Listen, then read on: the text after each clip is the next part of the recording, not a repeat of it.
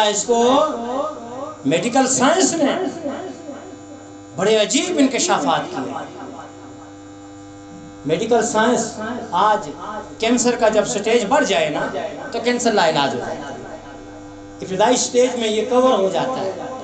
Medical science نے لکھا ہے کہ اگر کوئی شخص مسلسل روزے رکھتا ہے اور کینسر کا وہ مریض ہے کہ جو آخری سٹیج میں ہے تو اس روزے سے کینسر کا جرثومہ مر جاتا ہے.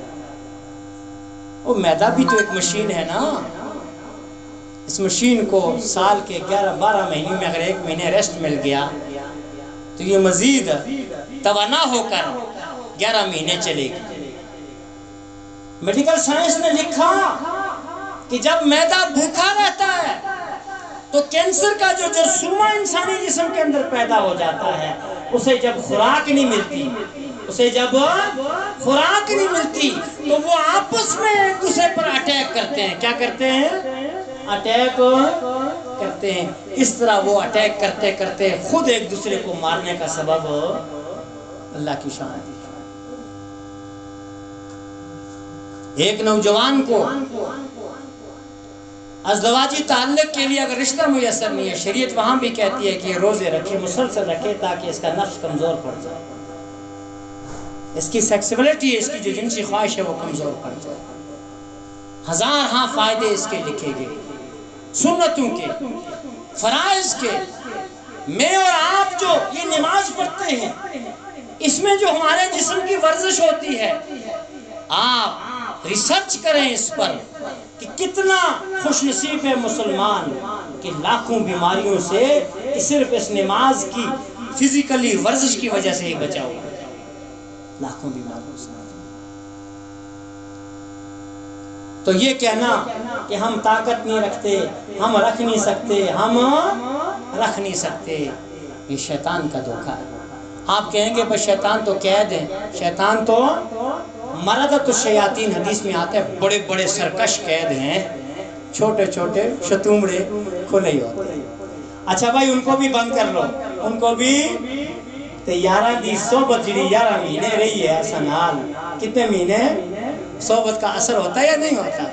اور شیخ سعدی کیا کہتے ہیں؟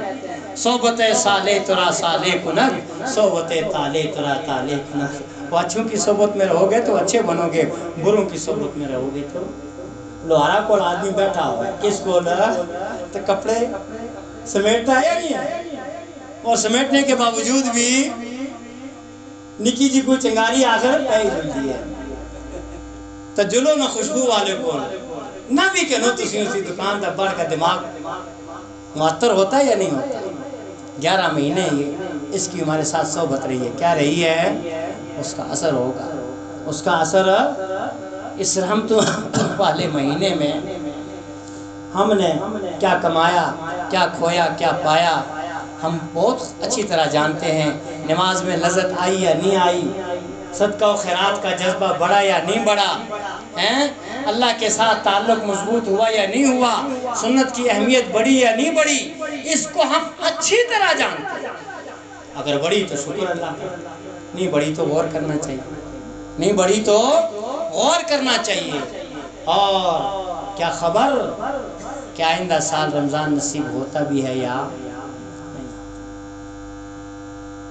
پچھلے سال ہمارے ساتھ ایک حسن آباد کے ایک بزرگ آتے تھے گاڑی میں، 4-5 بچے بھی ان کے ساتھ ہوتے تھے. آج نہیں ہے، وہ فوت ہو گئے. یہ پوڑیاں ہماری بہت اونچی ہیں نا، 65 پوڑی بنتی ہے، بوڑھوں کے لیے چڑھنا بھی مسئلہ ہے. ہم کوشش کر رہے ہیں کہ ہم نماز کی جگہ کو انشاءاللہ نیچے منتقل کریں پہلی منزل میں، تو وہ دمے دیندہ اثر بیچارہ 2 دمے. تو عرض کر رہا تھا بڑی برکتوں والا مہینہ ہے، رحمتوں والا مہینہ ہے. اب ان رحمتوں کو سمیٹنا، اس کے لیے ایک فارمولہ ہے. یہ فارمولہ آپ غور سے سنیں، اور جب میں فارمولہ بتاؤں گا اور اس کی ایگزامپل دوں گا آپ کو ایزیلی وہ بات سمجھ میں آ جائے. آپ نے دیکھا ہوگا ہندوستان میں، متحدہ ہندوستان میں جو پرانے لوگ ہیں، نہیں تو آج بھی آپ دیکھیں جتنے بھی بڑے لوگوں کے مزارات ہیں نا، آپ گولڈا شریف کو دیکھیں، آپ موڑا شریف کو دیکھیں، یا وہ 8 مقام کا قیہ شریف آپ دیکھیں، یہ اکثر ایسی جگہوں پر یہ بزرگ گئے جہاں بالکل آبادی کچھ نہیں، آبادی اکا دکا لوگ. یہ موڑے شریف تو جنرل ضیاء الحق کے دور میں سڑ گئی. یہ گولڈا تو اسلام آباد کی برکت سے کیا ہوا ہے، آباد ہوا. کیا ہوا ہے؟ تو کئیوں کو تو اگر پوری آزاد کشمیر گورنمنٹ کا بجٹ لگاؤ تو تب بھی وہاں تک آپ کی جو ہے نا وہ سڑک، شاہراہ، ہائی وے نہیں پہنچ سکتے. یہ بزرگ انہوں نے تنہائیاں اختیار کی. کیا اختیار کی؟ کیوں اختیار کی؟ آئیے رسول اللہ صلی اللہ علیہ وسلم کی سیرت پر. حضرت خدیجہ رضی اللہ تعالیٰ عنہ فرماتی ہیں، جو آپ کی پہلی بیوی ہے، وہ فرماتی ہیں وَحُبِّبَ إِلَيْهِ الْخَلَا، اللہ کے نبی کو تنہائی پسند ہوئی. کیا پسند ہوئی؟ فَتَزَوَّدَ، آپ زیادہ راہ ساتھ لے لیتے کچھ کھانے پینے کی چیزیں، خوش. کیا چیزیں ساتھ لے لیتے؟ خوش. اور غار حرا میں جاتے، کچھ دن وہاں ٹھہرتے تنہائی میں، اور پھر واپس آتے، پھر ساتھ لے جاتے. آپ دور کہاں جاتے ہیں؟ لاہور کے اندر ایک تاج الاولیاء گزرے ہیں، مولانا احمد علی لاہوری رحمۃ اللہ، اور بڑے بڑے نواب ان کے مرید تھے. وہ ان کے گھر کھانا نہیں کھاتے. وہ کہتے تھے تمہیں انگریزوں نے تمہیں زمین دی ہے وفاداری کی بنیاد پر، یہ مربے. وہ اپنے ساتھ چھولے لے جاتے تھے. اور میں سرگودا میں جس مدرسے میں رہا ہوں وہاں وہ آیا کرتے تھے، اور وہاں وہ نواب آج بھی اس کے بچوں کے پاس میرے خیال میں کوئی 45 مربع زمین ہے. اس کا بچہ ہی ایک مدرسے کا محتمم ہے. میرے 2 بچے ادھر ہی پڑھتے ہیں استادوں کے پاس. تو وہ نواب بڑے ترلے کرتا، بڑی منتیں کرتا، لیکن حضرت لاہوری اپنے وہ چھولے کھاتے. کیا کھاتے تھے؟ وہ چھولے کھاتے تھے. تو یہ تنہائیاں، ان میں سوچنا، دنیا داری سے کٹ کر سوچنا، اس سے انسان کے دل کے اندر توجہ، اس میں توجہ پیدا ہوتی ہے اللہ کی طرف، اور ایک اگلا جہان کھلتا ہے. ابھی تو میرے اور آپ کے سامنے یہ ہے، یہ مسجد ہے، اس کی یہ قالین ہے، کارپٹ ہیں، اس کے یہ پلر ہیں، یہ کتابیں ہیں. نیچے اتریں گے تو ملک صاحب کا پلازا، خواجہ صاحب کا پلازا، میر صاحب کا پلازا، عوان صاحب کا پلازا نظر آئے گا. یہ ہمیں دکھ رہا ہے ہمیں. لیکن جب خلوتیں ہوں گی، اللہ کے حضور تہجد ہوں گے، تنہائیاں ہوں گی، پھر ایک اور جہان کھلے گا.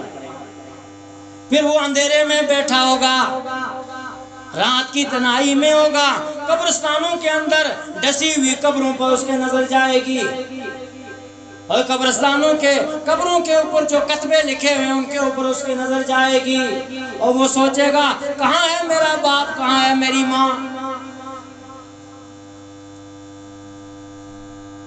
وہ سوچے گا، وہ کہے گا بے اختیار اجل نے نہ کسرا نہ دارائی چھوڑا، اسی سے سکندر صفاتے بھی ہارا. جگہ جی لگانے کی دنیا نہیں ہے، یہ عبرت کی جا ہے تماشا. تو یہاں اس طرف جب اس کو خلوت کے بعد رہنمائی ملے گی، لائن ملے گی، تو ایک اور جہان اس کے لیے کھلے گا. ایک اور جہان، یہ جہان کھل گیا. پھر مسجد میں آنا آسان، نماز پڑھنا آسان، حقوق ادا کرنا آسان، مسجد بنانا آسان، مدرسہ بنانا آسان، بچے کو دیندار بنانا آسان. دیندار بنانا، اگر یہ جہاں نہ کھلا تو پھر یہ جہاں ہے جس میں ہم رہ رہے ہیں. ادھر کیا ہے؟ بچہ ڈاکٹر بن جائے، انجینئر بن جائے، بیٹی ڈاکٹر بن جائے، پلازا بن جائے، دکان بن جائے، مکان بن جائے، اور وہی بچے جن کے اوپر اپنی ساری انویسٹمنٹ کو لگا دیتا ہے، ساری جمع پونجی کو لگا دیتا ہے، جیتے جی وہ دکڑے دیتے ہیں. دکڑے کیا دیتے ہیں؟ دکڑے دیتے ہیں. آتے ہیں ہمارے پاس، روتے ہوئے آتے ہیں، خدا کی قسم روتے ہوئے آتے ہیں. بیٹے نے یہ کیا، بہو نے یہ کیا، پوتوں نے یہ کیا، اور نواسوں نے. اس جہان میں رہو، ضرورت کے درجے میں رہو. بیت الخلاء پہ بھی آدمی پیسے لگاتے ہیں، نہیں لگاتے، ٹائلیں بھی لگاتے ہیں، لگاؤ، صفائی ہونی چاہیے. لیکن خدا کی قسم کوئی شخص پیشاب سے فارغ ہونے کے بعد وہاں کرسی منگا کے نہیں بیٹھتا اور بیڈ نہیں لگاتا سونے کے لیے. لگاتا کوئی؟